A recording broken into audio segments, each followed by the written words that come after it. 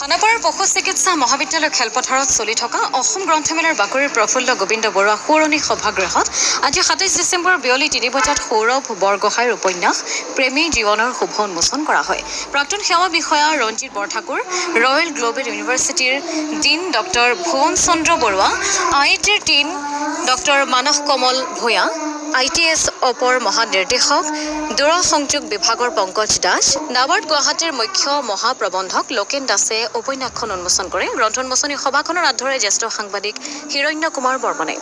তেখেতৰ যদি আপুনি গুগলত মাৰি পেলাই মানস কমল ভূঞা দেখে, আপোনাৰ মানে 3 পেজমান পঢ়িবই লাগিব তেখেতৰ কীৰ্তি জানিবৰ কাৰণে।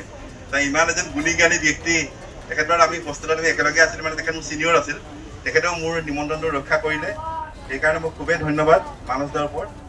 মই আটাইতকৈ আৰু ধন্যবাদ মই লোকেন দাৰ ওপৰত। লোকেন দাস দা তেখেতে এতিয়া অসমৰ CGMC জেনেৰেল মেনেজাৰ নাবাৰ্ডৰ অসমীয়া হিচাপে ইমান ওপৰৰ পোষ্টত সম্ভৱ মই জানা নাই তেনেকৈ, কিন্তু তেখেতে এতিয়া যোন CGM পোষ্টত তেওঁ এতিয়া আছে নাবাৰ্ডৰ। আৰু লোকেন দা আৰু মই আকৌ সৈনিক স্কুলত আমি একেটা হোষ্টেলৰে আছিলোঁ। লোকেন দাই খুবেই মৰম কৰিছিল দাদাক, মানে একেবাৰে মানে CGM যদি এটা গাম্ভীৰ্য পোষ্ট যদিও দাদাক মানে আমি ধেমালি কৰি থাকোঁ। এতিয়াই মোৰ লগৰবিলাকো আছে, একেলগে আমাৰ বন্ধু সৈনিক স্কুলত পঢ়া মোৰ লগৰখিনি আছে। আমি মানে লোকেন দা although he is in a very senior post, আমি মানে ব্যুৰো ৰিপৰ্ট, অমৃত নিউজ 24/7।